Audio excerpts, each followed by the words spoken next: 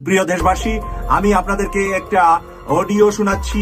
Cantonment থেকে অডিওটা এসেছে। সেনাবাহিনীর ক্যান্টনমেন্টে এখন বাংলাদেশে কি চলছে, আজকে রাতে অথবা যে কোনো সময় শেখ হাসিনা পালিয়ে গিয়ে কি করতে পারে, অডিওটা আমি শোনাচ্ছি। 10-11টার পরে সবাই বাসায় ঢুকে যাওয়ার পরেই হট করে 140 ব্রেকিং দিয়ে 140 দিয়ে সবাই আটকে দিচ্ছে। শেখ হাসিনা যে কোনো সময় রাষ্ট্রীয় ক্ষমতার পরিবর্তন করে সে পালিয়ে যেতে পারে, যে কোনো সময় সে রাষ্ট্র থেকে পালিয়ে যাবে এবং সেনাবাহিনীর হাতে ক্ষমতা হস্তান্তর বা দেশটাকে আবার সুন্দর স্বাভাবিক জায়গায় আমরা নিয়ে যেতে চাই। সেনাপ্রধান সেনাবাহিনীর অফিসারদের উদ্দেশ্যে কি ভাষণ দিয়েছে? সেটা হইল এই আন্দোলনকে সহিংসতার দিকে ঠেলে দিয়া আমাদের দেশের শত শত মেধাবী ছাত্রদের লাশ ফেলাইয়া খুনি হাসিনা এবং তার মালিক ভারত একটা ধূম্রজাল সৃষ্টি করছে। ভারতীয় সেনা প্রবেশ করাবে, তার উদাহরণ আপনারা দেখেছেন এবং শুনেছেন। স্বৈরাচার শেখ হাসিনা ভারতের সাথে গোপনে বাংলাদেশের বুক চুরি। আসসালামু আলাইকুম দর্শক, আজকের এই ভিডিওটি দেখার জন্য যারা প্লে করেছেন সবাইকে আমি অনুরোধ করব ধৈর্য সহকারে সম্পূর্ণ ভিডিওটি দেখবেন এবং প্রচুর পরিমাণে শেয়ার করবেন। আমাদের বাংলাদেশের মাননীয় প্রধানমন্ত্রী উনি কিন্তু দেশের বাইরে যেতে পারে। প্রিয় দর্শক শ্রোতা, উনি ওনার দেশের বাইরে যাবে এটা আমার কোনো বিষয় না, উনি যেতেই পারে। তবে আমাদের বাংলাদেশের বর্তমান চলমান যে রাজনীতি সংকট রয়েছে, বাংলাদেশের যে হই হল্লা রয়েছে, মারামারি ধরাধরি, এর মধ্যে উনি কিন্তু চলে যেতে চায়। আসলে কিসের জন্য উনি যেতে চাচ্ছে? উনি কিন্তু আজকে গণভবনে ইতিমধ্যে সবাইকে ডাকছিল যে আপনারা আসেন, আলোচনা করেন। এখানে কিন্তু কেউ আসে নাই। প্রিয় দর্শক, আজকে কিন্তু আপনারা জানেন যে সেনানিবাসে অফিসাররা মিটিং করেছে এবং সেই মিটিং এর তথ্যটা কিন্তু মিডিয়াতে আসে নাই। কি বলেছিল?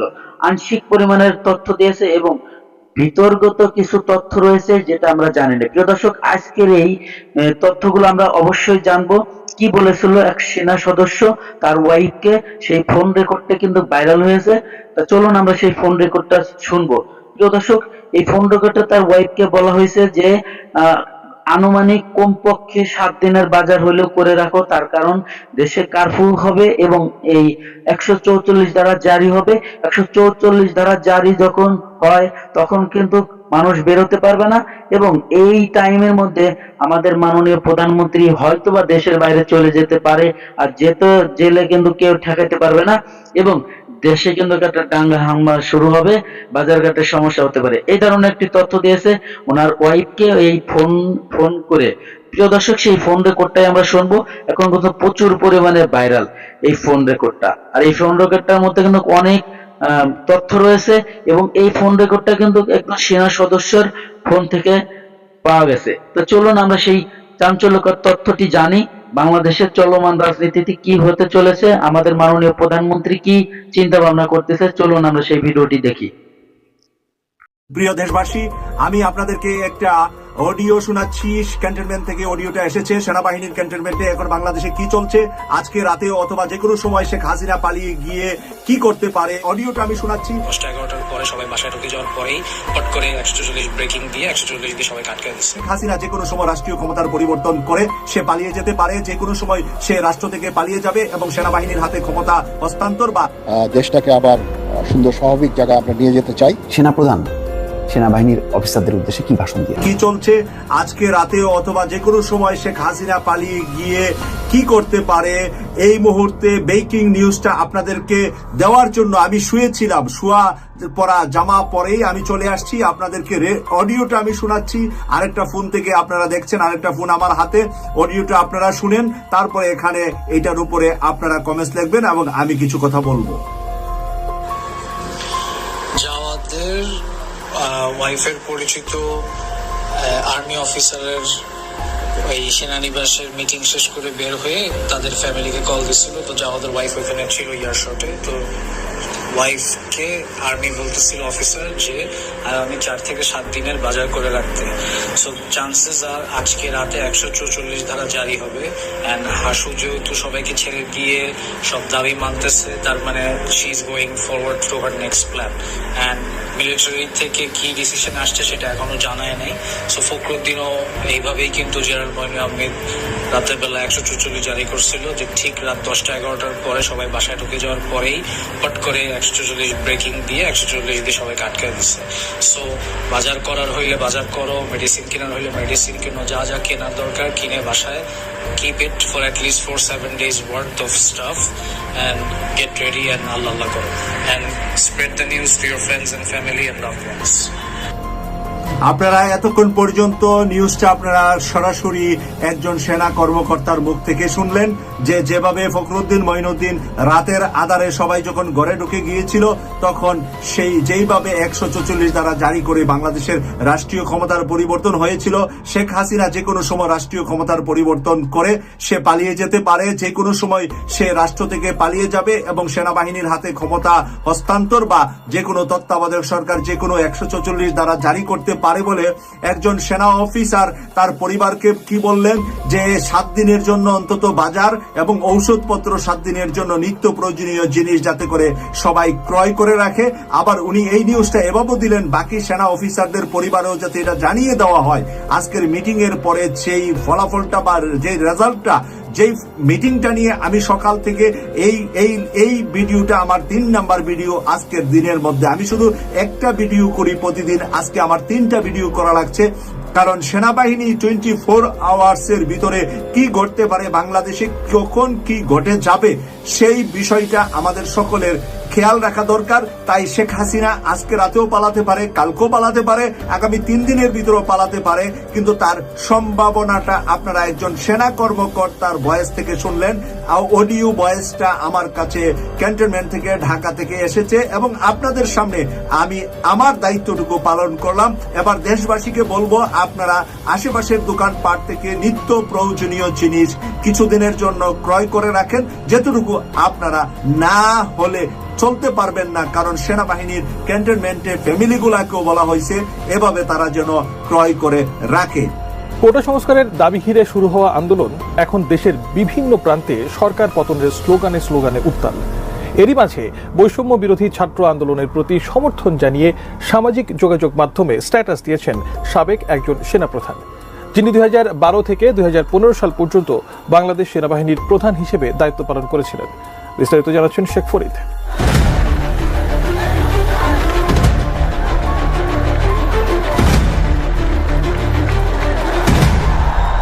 এ যেন এক অন্যরকম দৃশ্য, চারিদিকে শুধু মানুষ আর মানুষ, কোথাও এতটুকু জায়গা ফাঁকা নেই। বৈষম্য বিরোধী ছাত্র আন্দোলনের ঘোষিত কর্মসূচি বাস্তবায়নে যেন ছাত্র জনতার ঢল নেমেছে কেন্দ্রীয় শহীদ মিনার প্রাঙ্গণ। শহীদ মিনার পেরিয়ে পাশের সড়কগুলোতেও অবস্থান নিয়েছেন তারা। 3 আগস্টের এই কর্মসূচিতে স্লোগানে স্লোগানে উত্তাল হয়ে ওঠে শহীদ মিনার। এদিকে কোটা সংস্কার আন্দোলনের প্রতি সমর্থন জানিয়েছেন বুদ্ধিজীবী, শিক্ষক, সামাজিক ও সাংস্কৃতিক কর্মী থেকে শুরু করে বিভিন্ন তারকা ও ক্রিকেটাররাও। এমন পরিস্থিতির মধ্যেই বৈষম্য বিরোধী ছাত্র আন্দোলনের প্রতি সমর্থন জানিয়ে সামাজিক যোগাযোগ মাধ্যম ফেসবুকে স্ট্যাটাস দিয়েছেন সাবেক সেনাপ্রধান জেনারেল অবসরপ্রাপ্ত ইকবাল করিম ভূঁইয়া। ফেসবুকে 2 আগস্ট শুক্রবার এক পোস্টে তিনি লিখেছেন, যথেষ্ট হয়েছে, এই অন্ধ উন্মত্ততার অবসান জরুরি। 100% কপার কন্ডেন্সারে তৈরি ভিশন ফ্রিজ, তাই গুণে মানে অটুট থাকে বছরের পর বছর। আমাদের সন্তানদের উপর গুলি চালানো, তাদের অপহরণ, গণগ্রেপ্তার ও নির্যাতন এখনই বন্ধ করুন। এর আগের দিন 1 আগস্ট আরেক পোস্টে সাবেক এই সেনাপ্রধান লিখেছেন, আল্লাহ রব্বুল আলামিনের দরবারে বৈষম্য বিরোধী ছাত্র আন্দোলনে তাজা প্রাণ উৎসর্গকারী শহীদদের রুহের মাগফিরাত কামনা করছি। এটাই প্রথম নয়, এর আগেও বৈষম্য বিরোধী ছাত্র আন্দোলনের শিক্ষার্থীদের প্রতি সংহতি প্রকাশ করেছিলেন ইকবাল করিম ভূঁইয়া। সম্প্রতি শিক্ষার্থীদের প্রতি সংহতি প্রকাশ করে নিজের ফেসবুক প্রোফাইল পিকচার এবং কাভার ফটো লাল রঙে পরিবর্তন করে আলোচনার শীর্ষে চলে আসেন তিনি। এটা হইল এই আন্দোলনকে সহিংসতার দিকে ঠেলে দিয়া আমাদের দেশের শত শত মেধাবী ছাত্রদের লাশ ফেলাইয়া খুনি হাসিনা এবং তার মালিক ভারত একটা ধূম্রজাল সৃষ্টি করছে।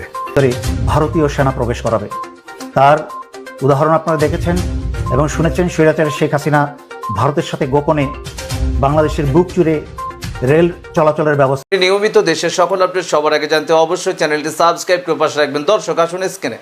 দেশপ্রেমিক নাগরিক যারা আমার লাইভ বা ভিডিও আপনারা দেখেন, তারা নিশ্চয়ই শুনেছেন বহুদিন যাবৎ আমি সতর্ক বাণী দিয়ে আসছিলাম, এভাবে বলছিলাম যে এই বাংলাদেশের সাধারণ সৈনিকের পরিবাররা কিন্তু গ্রামে গঞ্জে থাকে, তারাও অত্যাচারিত, কিন্তু সেনানিবাসে এই হাসিনার পয়সা খেয়ে যারা আজকে দেশ এবং জনগণের বিরুদ্ধে কাজ করছেন তাদের ভবিষ্যৎ পরিণতি কি হবে আমি কিন্তু বারবার সতর্ক করে আসছিলাম। যদিও ছাত্রছাত্রী এবং জনতার উপর যারা গুলি চালিয়েছে সেটা সমগ্র সেনাবাহিনী চালিয়েছে হাসিনার পোষা এবং হাসিনার বাছাই করা যাদেরকে ঢাকায় 46 ব্রিগেডে বসানো হয়েছে, তার মাঝখানে একজন হচ্ছে অত্যন্ত জঘন্য চরিত্রের ব্রিগেডিয়ার জেনারেল ইমরান, যে শেখ হাসিনার প্রধানমন্ত্রী কার্যালয়ে ছিল এক সময়, এবং তার ক্যাডেট কলেজের বন্ধু বান্ধবের মতামতে সে একটা সাইকোপ্যাথ। সে নিজের আপন ভাইকেও ঠান্ডা মাথায় খুন করতে দ্বিধা করবে না, এবং তার ক্যাডেট কলেজের বন্ধুরা তাকে বহুবার তাদের কাছ থেকে বিচ্ছিন্ন করেছে তাকে। এই সাইকোপ্যাথকে, হাসিনার মতো এক সাইকোপ্যাথ, এই সাইকোপ্যাথকে 46 ব্রিগেডে বসিয়েছে। আর 46 ব্রিগেড চলে হচ্ছে হাসিনার আত্মীয় বর্তমান সেনাপ্রধান জেনারেল ওয়াকারের সরাসরি নির্দেশে, কোনো ডিভিশনের অধীনে নয়। গুলিগুলা ছুড়েছে হচ্ছে এই 46 ব্রিগেডের কিছু কুসেনা, চরিত্রহীন কিছু কুসেনা, সমগ্র বাংলাদেশের অন্যান্য সেনানিবাসে থাকা সেনারা না। তাই আপনারা সমগ্র সেনাবাহিনীর উপর ভুল বুঝবেন না। যদিও সেনাবাহিনীর দায়িত্ব ছিল জনগণের কাতারে দাঁড়িয়ে আসা, জনগণ এবং দেশকে রক্ষা করা, সেইটা পবিত্র দায়িত্ব হচ্ছে জনগণের। যাই হোক, যেহেতু হাসিনা তার সর্বোচ্চ ক্ষমতা ব্যবহার করে ফেলেছে, ক্ষমতায় টিকে থাকার জন্য পুলিশ, বিজিবি, প্যারামিলিটারি সব ব্যবহার করেছে, এমনকি সশস্ত্র বাহিনী ব্যবহার করে কারফিউ পর্যন্ত জারি করেও ছাত্র জনতার বিরুদ্ধে পরাজিত হয়েছে। এখন স্বৈরাচারী শেখ হাসিনার হাতে আর কোনো শক্তি বাকি নেই। সেই কারণে স্বৈরাচারী শেখ হাসিনা বাংলাদেশের চিরশত্রু ভারতের ষড়যন্ত্রের কে আহ্বান জানিয়েছে বিডিআর এর মতো আরেকটা হত্যাকাণ্ড ঘটাতে। বাংলাদেশ সেনাবাহিনীতে, সেনানিবাসে বা বিভিন্ন কোনো অর্গানাইজেশনে যদি এই ধরনের একটা হত্যাকাণ্ড চালানো যায়, তাহলে ভারতের পরিকল্পনা হচ্ছে বাংলাদেশকে প্রহরী শূন্য করা, বাংলাদেশের সার্বভৌমত্ব এবং স্বাধীনতা রক্ষা করার জন্য আর কোনো প্রহরী বাকি না থাকে। তাই নিজেদের মাঝখানে রক্তক্ষয় শুরু করে দিয়ে সেনাবাহিনীর অফিসার এবং দেশপ্রেমিক সেনাদেরকে হত্যা করে হাসিনা বাংলাদেশের ভিতরে ভারতীয় সেনা প্রবেশ করাবে। তার উদাহরণ আপনারা দেখেছেন এবং শুনেছেন। স্বৈরাচারী শেখ হাসিনা ভারতের সাথে গোপনে বাংলাদেশের বুক চুরে রেল চলাচলের ব্যবস্থা করেছে। যেই ভারতের রেল বিভাগের ভারতীয় সৈন্যের সংখ্যায় প্রায় 70,000 প্রশিক্ষিত সৈন্য, তারা যে কোনো সময় যে কোনো প্রয়োজনে এই উপমহাদেশে যেখানে ভারতের রেল চলে, রেল যোগাযোগ আছে, সেখানে প্রয়োজনে তারা মুহূর্তেই হাজির হয়ে যেতে পারে। তার মানে এই রেল ব্যবস্থার নাম করে বাংলাদেশের ভিতরে চাইলে ভারত প্রয়োজনে 70,000 সেনা মোতায়েন করতে পারে। একদিকে বাংলাদেশের প্রহরী সেনা হত্যা করবে, আর একদিকে ভারতীয় সেনা প্রবেশ করে বাংলাদেশ দখল করবে এবং স্বৈরাচারী শেখ হাসিনাকে বাঁচাবে। আর তার দায় দায়িত্ব সম্পূর্ণ চাপাবে হচ্ছে জামাত শিবিরের উপরে, এবং স্বৈরাচারী শেখ হাসিনা বলবে যে এই কাজ করে শুরু করেছে বাংলাদেশ সেনাবাহিনীর ভেতরে থাকা জামাতের লোকজন বা শিবিরের লোকজন, যা স্বৈরাচারী শেখ হাসিনার চোরপুত্র জয়ের মুখে থেকে আমরা বেশ কয়েকবার শুনেছি যে সেনাবাহিনীর ভিতরে জামাত শিবির আছে। সুতরাং আমি সকল জনগণকে অনুরোধ করছি, আপনারা এই মুহূর্ত থেকে অত্যন্ত সচেতন হয়ে যান। কোথাও আপনারা একা থাকবেন না। কোথাও আপনাদেরকে বাসা বাড়িতে এলাকায় যদি পুলিশি হানা হয়, তাহলে আপনারা সারা এলাকার মানুষ ঘিরে ধরবেন। এবং ছাত্রছাত্রী, তোমরা সবাই পকেটের মাঝখানে তোমরা মরিচের গুঁড়া রাখবে। কাছের থেকে এসে ছাত্রলীগ, পুলিশ যারাই তোমাদেরকে ধরে নিয়ে যেতে চাইবে, তাদের চোখে মুখে মরিচের গুঁড়া মেরে দাও। এটা হচ্ছে ন্যূনতম তোমাদের ডিফেন্স। তাছাড়াও হাতে যা পারো তোমরা রাখো সংঘবদ্ধভাবে। নাও আসছি সর্বোপরি সশস্ত্র বাহিনীর প্রতি। ইতিমধ্যে 57 জন ভাই হারিয়েছেন, তখন কোনো পদক্ষেপ নেন নাই ভাইদের বাঁচানো। দেশ ভারতের দখলে চলে গেছে এই স্বৈরাচারী হাসিনার কারণে। 15 বছর ধরে যাবৎ বাংলাদেশের সবকিছু, স্বাধীনতা, সার্বভৌমত্ব, এমনকি জনগণের জান মাল, বাংলাদেশের অর্থনীতি সবকিছু ভারতের হাতে তুলে দিয়েছে।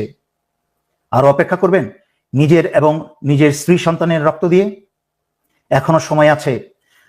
আজকে রাত্রে ভোরের অপেক্ষা না থেকেই আপনারা অস্ত্র হাতে জরুরি অবস্থা জারি করে সারা বাংলাদেশের ক্ষমতাবার হাতে তুলে নিন এবং ছাত্র আন্দোলনরত ছাত্র জনতার সাথে কাঁধে কাঁধ মিলিয়ে বাংলাদেশ রক্ষায় দাঁড়িয়ে যান। আমি বাংলা সংগ্রামরত, আন্দোলনরত ছাত্র ছাত্রী জনতা এবং দেশপ্রেমিক সশস্ত্র বাহিনীর পক্ষ থেকেই স্বৈরাচারী শেখ হাসিনার সরকারকে বহিষ্কার ঘোষণা করছি। স্বৈরাচারী শেখ হাসিনা সরকার আজ থেকে বাংলাদেশে সম্পূর্ণ অকার্যকর ঘোষণা করা হলো এবং স্বৈরাচারী শেখ হাসিনার আওয়ামী লীগের যে কোনো সদস্যকে পেলে আপনারা গ্রেফতার করে জেলে সোপর্দ করুন। সশস্ত্র বাহিনী, দেশপ্রেমিক বিজিবি সকলের উদ্দেশ্যে আপনারা বিজিবির প্রতি সারা বাংলাদেশের সীমানা পাহারা দিন এবং সশস্ত্র বাহিনীর নিজ অন্যান্য দায়িত্বের পাশাপাশি দায়িত্ব সকল বিমানবন্দরগুলোকে দৃষ্টিতে আনুন এবং পাহারায় রাখুন যেন আওয়ামী লীগের কেউ পালিয়ে যেতে না পারে। এবং সর্বোপরি এই কথা বলছি, ক্ষমতাভার গ্রহণ করার পরে বাংলাদেশের ভেতরে যেন ভারতের কোনো রয়ের সদস্য যেন এরা না থাকতে পারে, তা যা ব্যবস্থা করার করুন। বাংলাদেশের মাটির ভিতরে, বাংলাদেশের সীমানার মধ্যে যেন যেখানেই রয়ের সদস্য পাবেন এদেরকে আপনারা খতম করে দিন। বাংলাদেশ স্বাধীনতা, সার্বভৌমত্ব কে রক্ষা করার দায়িত্ব আমরা যারা বেঁচে আছি এবং পরবর্তী প্রজন্ম বা নতুন প্রজন্ম ইতিমধ্যে তাদের দায়িত্ব 15 বছর অবহেলার পরে তারা এখন দায়িত্ব বুঝতে শুরু করে দিয়েছে, তারা দেশ ভালোবাসতে শুরু করে দিয়েছে। তাদের মাঝখানে আর মৃত্যুর ভয় নেই। তাদের মাঝখানে যখন মৃত্যুর ভয় চলে গেছে তখনই হয়েছে স্বৈরাচারী শেখ হাসিনার ক্ষয়। হাসিনাকে আর এক মুহূর্ত টিকতে দেওয়া যাবে না। যেখানেই পাবেন এদেরকে আপনারা গণধোলাই দিতে শুরু করেন। সশস্ত্র বাহিনী, আবারও বলছি শেষ কথা, জরুরি অবস্থা জারি করে বাঁচতে হলে, দেশকে বাঁচাতে হলে, জনগণকে বাঁচাতে হলে জরুরি অবস্থা জারি করে এখনই ক্ষমতা হাতে। দর্শক, স্ক্রিনে আমরা সে সম্পর্কে বিস্তারিত জানলাম। এ বিষয়ে আপনাদের মতামত কমেন্টে জানান, কেউ ভিডিওটি স্কিপ করবেন না। বর্তমান বাংলাদেশের মানুষের পাশে এই সেনাবাহিনী যদি না দাঁড়ায় বা তারা নতুন করে যে পদক্ষেপটা গ্রহণও করেছে বা করবে, তাতে করে এই সেনাবাহিনী কি দেশের মানুষের শত্রুতে রূপান্তরিত হচ্ছে, মূলতই কি তারা ভারতের রয়ের দেখানো পথ পরিচালিত হচ্ছে? আসুন বিস্তারিত থাকছে এই রিপোর্টে। এই আন্দোলনকে সহিংসতার দিকে ঠেলে দিয়া আমাদের দেশের শত শত মেধাবী ছাত্রদের লাশ ফেলাইয়া খুনি হাসিনা এবং তার মালিক ভারত একটা ধূম্রজাল সৃষ্টি করছে। আর সেই ফাঁকে ভারত তার দালাল সরকারের সহযোগিতায় মোংলা বন্দর চট্টগ্রামের পর বাংলাদেশের দ্বিতীয় সমুদ্র বন্দর দখল করে নিছে। দ্বিতীয়ত আমাদের আন্দোলন চলতেছিল কালে ভারতীয় পণ্য বর্জন আন্দোলন, ভারত কাদা আন্দোলন, এটাকে চাপা দেওয়ার চেষ্টা করছে। আমরা আগে দেখছি বাস পুরানোর চুক্তি করছে আওয়ামী লীগ, আবার মেট্রো রেল পুরানো হয়েছে আওয়ামী লীগ নেতার মাধ্যমে শুনতে পাইতেছি, পত্রিকায় দেখতেছি। কোটা আন্দোলনের শুরুতে আমি ভারতের একটা গন্ধ পাইছিলাম, এটা বলায় তখন কেউ কেউ বিরক্ত হয়েছিলেন, দু একজন মন্দ কথাও বলছেন। এখন দেখা যাচ্ছে যে আমার সন্দেহটা অমূলক ছিল না। আপনারা কি জানেন যে চীন কিন্তু মোংলা বন্দরের ব্যবস্থাপনা করার জন্য আগ্রহী ছিল? তার কারণ ছিল চীন মেরিটাইম সিল্ক রোডকে আরো বিস্তৃত করতে চাইতেছিল। এই যে দেখেন, তিস্তা প্রকল্প ছাড়া মোংলা বন্দরের পরিচালনা তার অগ্রাধিকারের মধ্যে ছিল। তাদের আশা ছিল বেজিং সফরের সময় খুনি হাসিনা এই বিষয়ে চীনের সাথে সরকারিভাবে চুক্তি সম্পাদন করবে। চীনের এই আশা হাসিনা বন্ডুল কইরা দিল জুন মাসে দ্বিতীয়বার ভারত সফরের সময়। সেই সফরে সে কেবলমাত্র তিস্তা বা মোংলা বন্দরই ভারতকে দিয়ে আসে নাই, সে বাংলাদেশের ভূখণ্ড, সমুদ্র, আকাশসীমা এবং বাংলাদেশের সামরিক কৌশলের উপর ভারতের কর্তৃত্ব সমর্পণ কইরা দিয়ে আসছে, যা পুরোপুরি চীনের স্বার্থের বিরুদ্ধে গেছে। এর মধ্যে আছে ভারতকে ট্রেন করিডোর দেওয়া, যেটা আমরা বুকের রক্ত দেওয়া হইলেও রুখে দেওয়ার প্রতিজ্ঞা করছি। তাই খুনি হাসিনা যখন বেজিং গেল, সে গেল খালি হাতে, কিন্তু বেহায়ের মতো ভিক্ষার একটা বিরাট ঝুলি সাথে নিয়ে গেল। চীন যখন দেখলো হাসিনা সবকিছু ইন্ডিয়ারে দিয়ে দিছে, তখন চীন তারা লাঠি দিয়ে খেদায় দিছে। এই যে কোটার একটা সেটেলড ইস্যু হাইকোর্টের দিয়ে আনসেটেল করাইলো, কে করাইলো? হাসিনা করাইছে। ছাত্রদের মাঠে নামে পাখির মতো গুলি করে মারলো, বিশাল একটা গোলযোগ সৃষ্টি করলো, যেটা আমরা আগে কোনোদিন দেখি নাই। সেটা এখন মনে হইতেছে একটা অত্যন্ত পরিকল্পিত খেলা। এর কয়েকটা উদ্দেশ্য। কি কি উদ্দেশ্য আসেন এক এক করে দেখি। প্রথমত, একটা ধোঁয়াশা সৃষ্টি কইরা মানুষের দৃষ্টি সেদিকে সরাইয়া দিয়া ফাঁকে মোংলা পোর্ট দখল করা সম্পন্ন করা, সেই সাথে ভারত খ্যাত আন্দোলনকে ভুলে